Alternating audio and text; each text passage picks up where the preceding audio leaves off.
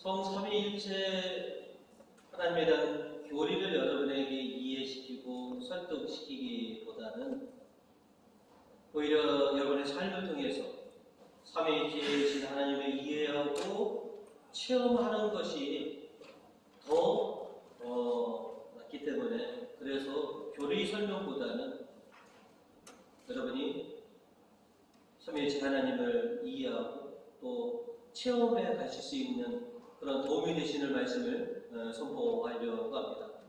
그래서 오늘은 하나님께로 새로 난 사람이라고 하는 제목으로 말씀을 나누고자 합니다. 오늘 말씀을 통해서 저희가 먼저 기억해야 할 것은 삼위일체 신비를 믿어라 라고 하는 것입니다.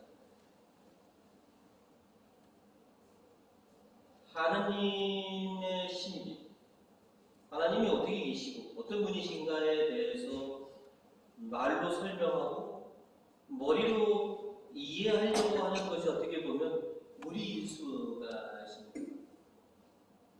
우리가 아무리 많이 알고 많이 배운다고 해도 우리가 어떻게 하나님을 온전히 알 수가 있겠는가. 그래서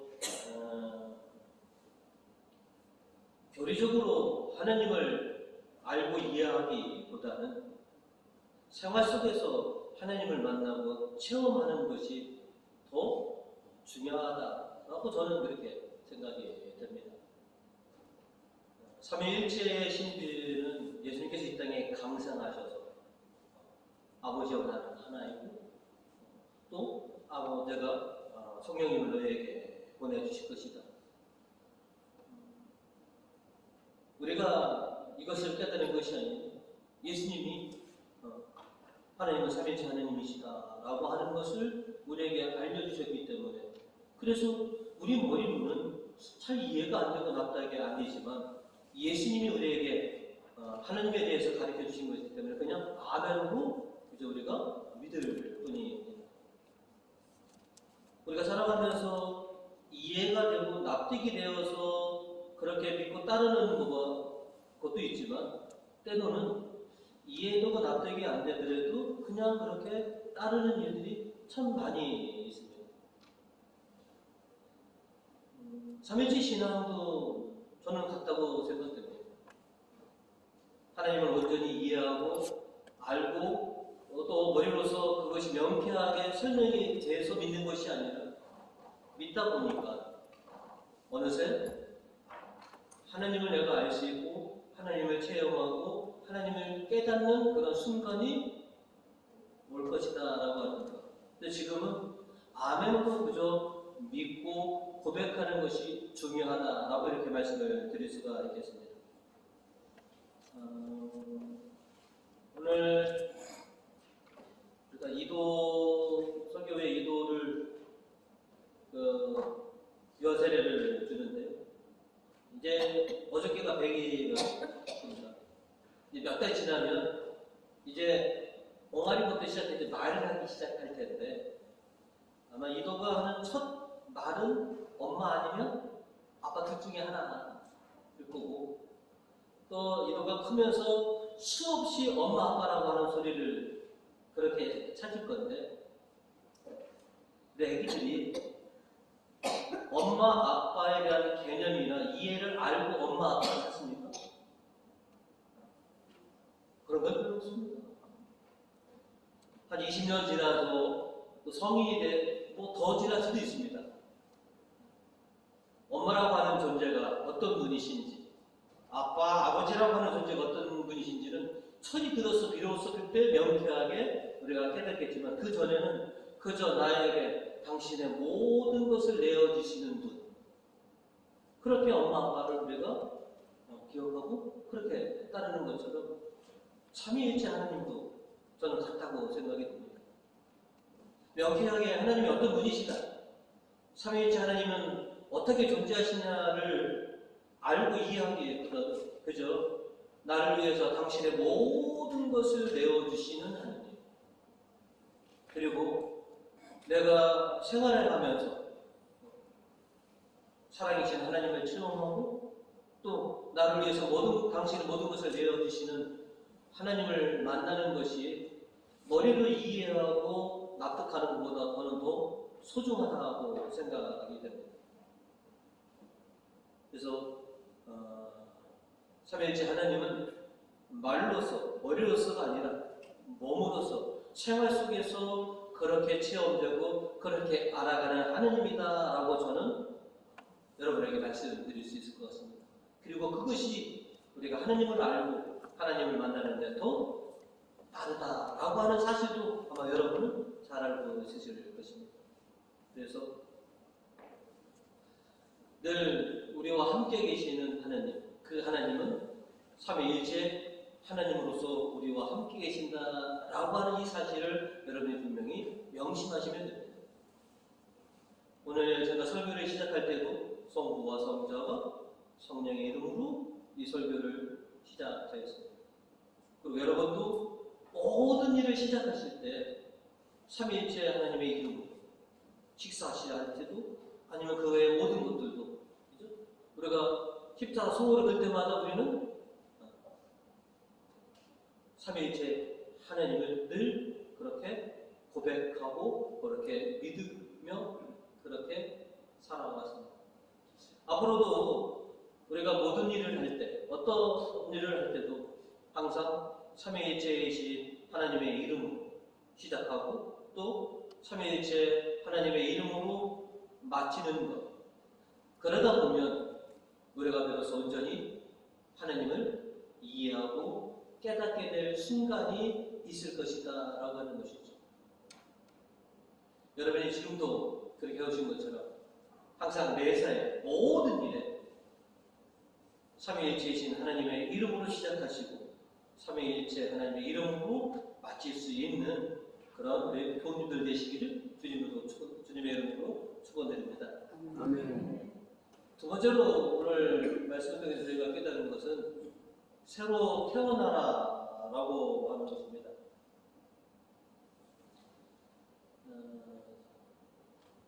이도가 이제 어저께 100일 됐습니다. 그런데 오늘 그 이도가 마르코로 다시 태어나게 됩니다. 성부와 성자와 성령의 이름으로 다시 하나님의 자녀로 오늘 다시 태어날 것입니다. 또 예수님의 말씀을 읽어서 물과 성령으로 새로 태어나는 마르코를 우리가 이따가 기쁨으로 축하해 줄 것입니다. 오늘 이도가 마르코로 새로 태어날 뿐만 아니라 실은 우리들도 이미 물과 성령으로 새로 태어난 사람들입니다. 그리고 하나님의 자녀들은 반드시 물과 성령으로 새로 태어나야 하는 그런 존재들이 있는 것이죠. 예수님께서 복음 3절과 5절로 우리에게 이렇게 말씀을 하셨습니다. 정말 잘 들어주어라. 누구든지 새로 나지 아니하면 아무도 하나님 나라를 볼 수 없다라고 3절로 이렇게 말씀해 주셨고 5절에서는 정말 잘 들어두어라. 물과 성령으로 새로 나지 않으면 아무도 하나님 나라에 들어갈 수 없다. 그래서 우리가 하나님의 자녀가 될 때, 하늘나라의 백성이 될 때, 그래서 우리는 물과 성령으로 새로 태어나고, 그래서 새로 태어난 우리들에게 영적인 이름을 새로 지어 주었습니다. 우리 모두는 새로 태어난 사람들이고, 또 새로 태어난 사람답게 그렇게 우리는 살아가야 합니다. 우리가 살아다 보면 우리로 하여금 자꾸 옛사람으로, 옛 습성으로 돌아가라고 자꾸 유혹하는 것을 우리가 느낄 수 있습니다. 성령의 인도를 받아 하나님으로부터 새로 태어난 사람답게 살다가 자꾸 옛사람으로 다시 돌아가는 그런 유혹에 빠져서 결국은 옛사람으로 돌아간 분들도 참 많이 있습니다.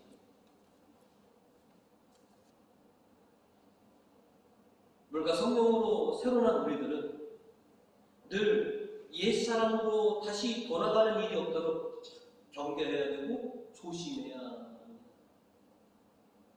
요즘 유명한 방송인이기도 하고 사업가라고 하는 백종원이라고 하는 분이 있는데 그분 이번 말씀 중에 저는 이 말을 굉장히 좋아합니다. 다시 돌아갈까봐 그래 라고 그분이 방송에서 많이 외쳤습니다. 본인이 식당들의 솔루션 같은 거를 많이 해줘서 방송도 나오고 굉장히 성공하는 것처럼 보였는데 한 6개월 정도면 거의 망하더라는 거예요. 레시피도 다 알려주고 경영하는 것도 잘 알려줬는데 왜 6개월 지나면 이렇게 망하는가 했더니 다시 옛날로 돌아갔어. 그 사람이 알려준 레시피 경영보다는 자기 식대로 뭔가를 이렇게 고쳐서 다시 망하는 그런 가게들을 수없이 봐와서 그래서 자신은 내가 가르쳐주는 건 문제가 아니다. 이렇게 처음에 성공하다가 다시 옛 그런 운영으로 그런 식당으로 다시 되돌아갈까봐 그래서 강하게 힘줘서 얘기한다 라고 하는 얘기가 저는 가슴에 와닿습니다. 우리 신앙도 그런 것 같습니다. 물과 성령으로 성삼위 하나님의 이름으로 우리가 새로 난 사람들인데 영적인 사람들인데 자꾸 육적인 사람으로 다시 되돌려 가고자 하는 것. 그리고 사탄과 세상은 자꾸 우리로 하여금 옛사람으로 되돌려 가요. 예전이 편하고 좋았지 않느냐. 그 유혹에 실은 많이들 무너졌다는 것이죠. 오늘 삼위일체 대축일을 맞이해서 새로 태어나라라고 하는 말씀을 저는 오늘 이번 주에는 이렇게 저에게는 와닿았습니다. 새로 태어난다는 것은 사명을 발견하는 것이 새로 태어나는 거다라고 그렇게 생각이 들었습니다. 오늘 일독서에서 보시면 이사야가 하나님의 예언자로서 사명을 받는 장면을 우리들에게 보여줍니다. 하나님은 이사야를 정화시키고 그에게 예언자로서의 사명을 주시죠.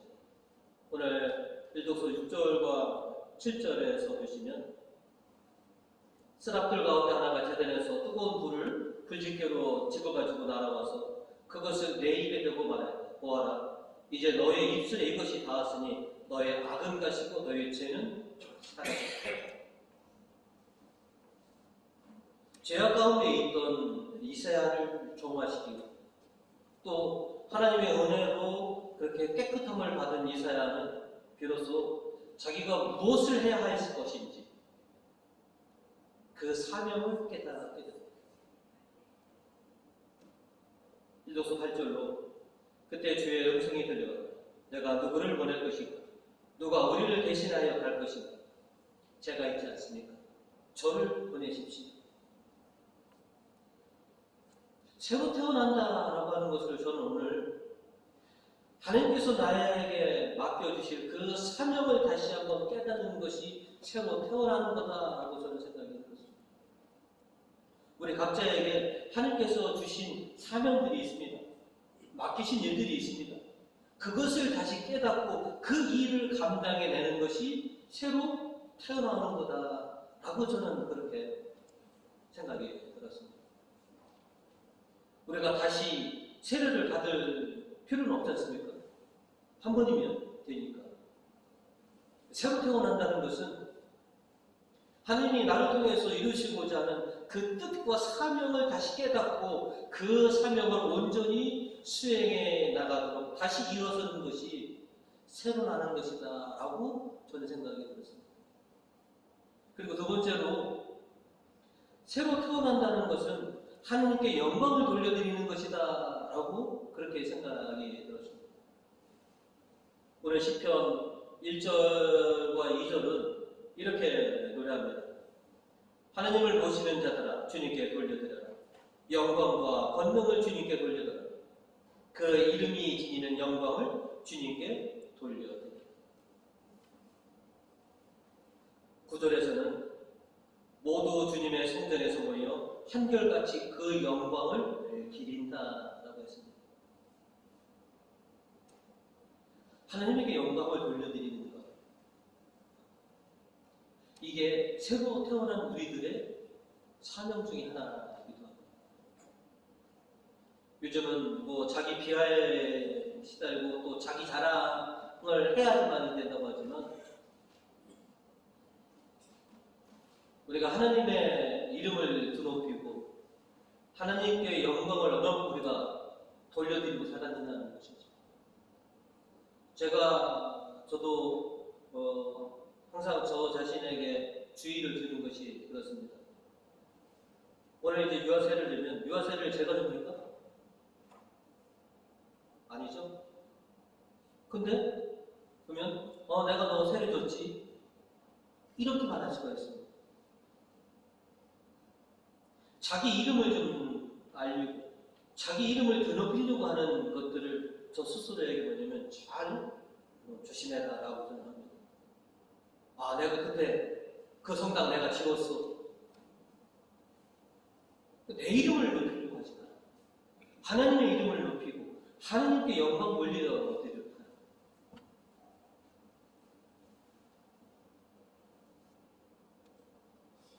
이제 저도 조금씩 이제 경륜이 쌓이다 보니까 내가 내 이름을 알리는 것을 위해서 사자가 된 것이 아니라 하나님의 이름을 높이고 하나님께 영광을 돌려드리라고 이 직분을 받은 것이다. 그러니 내가 물과 성령으로 거듭난 사람이라면 내 자랑, 내 이름을 널리 알리기보다는 하나님의 이름을 널리 알리고 하나님께 영광 돌리는 것이, 그것이 새로 태어난 사람의 당연한 도리다 라고 이렇게 생각하게 되었습니다. 여러분 자랑거리도 많으시고, 그죠? 또 여러분이 이렇게 드러나시는 것도 참 좋은 일입니다. 하지만 그것보다도 하나님의 이름을 더 높이 올리고 하나님께 영광 올려드리는 그런 불과 성령으로 거듭난 그런 우리 교인들이 되셨으면 합니다. 앞으로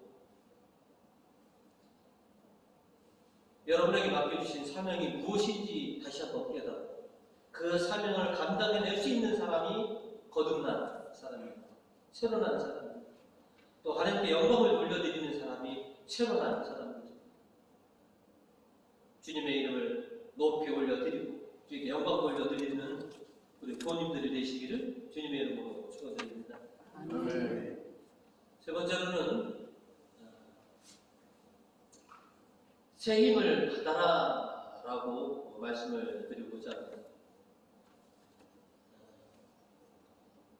우리 성당도 이렇게 굉장히 아마 저희 교회에서 제일 큰 부지를 갖고 있어서 여기서 어린 추억이 있으신 분들은 아마 성당에서 많이들 노셨겠는데, 저도 제 고향에서 제 놀이터는 성당 마당이었습니다. 어렸을 때 하여튼간에 뭐 학교만 갔다 오면 가방 내두개주고 와서 그냥 친구들과 많이 성당 마당에서 별의별 하여튼간에 그 놀이들을 다 했는데, 그 중에서 하나가 우리 집에 왜 왔니? 라고 하는 놀이가 있고 동요가 있습니다. 오늘 아침에 제가 여쭤봤더니 어르신들은 모르시더라고요. 우리 집에 왜 왔니? 왜 왔니? 왜 왔니? 꽃을 찾으러 왔단다 왔단다 왔단다 무슨 꽃을 찾으러 왔느냐. 그래서 이제 가위바위보에서 한 사람씩 뺏어가는 거지 않습니까? 우리 집에 왜 왔니? 뭐 때문에 왔니? 오늘 우리 교우님들은 성당에 왜 오셨습니까? 뭐 때문에 오셨습니까? 이유와 목적이 있으실 거가 아니겠습니까? 물론 제일 큰 이유와 목적은 오늘은 하나님께서 지정하신 날입니다. 하나님께서 지정하신 이곳에서 하나님께 경배와 영광을 돌려드리기 위해서 우리가 오늘 이 자리에 왔습니다. 두 번째로는 이 각박한 세상 속에서 지치고 힘든 제가 새 힘과 축복을 받기 위해서 실은 또 오늘 이 성경에 나와 있기도 합니다.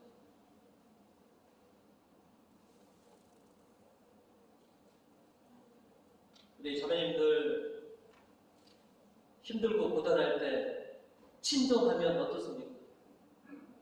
위로와 평안을 줍는다. 그래서 힘드실 때 친정을 찾는 것처럼 세파에 시달린 우리들, 그죠? 위로와 힘과 평안을 얻기 위해서 실은 오늘 이 주님의 집을 찾아왔습니다. 오늘 시편 마지막 11절은 우리에게 이렇게 노래를 합니다. 주님의 백성들아, 그에게서 새 힘으로 복을 받아 평안을 누린다. 이 한 주간 또 버텨내기 위해서 세상에 나가서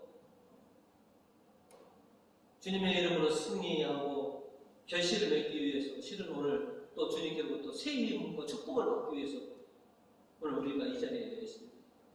그리고 세파에 시달린 여러분들에게 오늘 주님은 당신의 놀라우신 은총으로 우리에게 새 힘을 주시고 축복을 내려주셔서 우리가 지나간 평화와 또 풍성한 결실을 맺을 수 있도록 그렇게 해주실 거라는 것이죠. 오늘 이 미사를 통해서 여러분 주님에게서 새 힘과 축복을 충분히 받으시기 바랍니다. 오늘 설교를 준비하면서 왜 오늘 삼위일체 대축일을 지키라고 하셨을까라고 하는 생각이 들었습니다. 근데 저 나름대로는 이렇게 이해를 했습니다. 이제 지난 주간서부터가 이미 연중 주간으로 평일 주간은 연중이 시작되었습니다. 연중이 34주일까지 있죠. 그죠? 굉장히 긴 절기가 이제 시작되는데 그 절기를 여는 그 시점에 이 삼위일체 대축일을 지키면서 너희가 이 연중 기간 동안에 하나님을 체험하고 하나님께서 새 힘과 축복을 받아라 라고 하는 의미로 연중 첫 주일 앞에 이렇게 삼위일체 대축일을 지키면서 우리가 힘을 얻도록 해주신 것은 아닌가라고 생각이 들었습니다. 이제 짧게는 이번 한 주간, 길게는 연중 34주일까지, 더 길게는 우리 인생 속에서 삼위일체 하나님의 풍성한 사랑을 받고 삼위일체 하나님의 주시는 그 새 힘과 축복을 받아서 견뎌내라. 그리고 평화를 얻고 내가 너희를 통해서 얻고자 하는 풍성한 결실을 맺어라 라고 이렇게 하신 것처럼 느껴졌습니다. 그래서 우리 교우님들 다른 절기들은 다 의미가 있다고 하는데 연중주일은 큰 의미가 없다고 생각하시면 아닙니다. 삼위일체 하나님의 그 사랑과 은혜를 받고 살아가는 그런 절기다. 내가 생명과 또 성장을 일궈낼 수 있는, 결실을 일궈낼 수 있는 절기가 이 연중절기다 라고 저는 느껴졌습니다. 이제 이번 한 주간 그리고 연중 주간 그리고 앞으로 남아있는 여러분의 긴 삶 가운데 항상 삼위일체 하나님으로부터 새 힘을 받으시고 축복을 받으셔서 평화와 풍성한 결실들을 맺어가시는 우리 교우님들이 계시기를 주님의 이름으로 축복드립니다.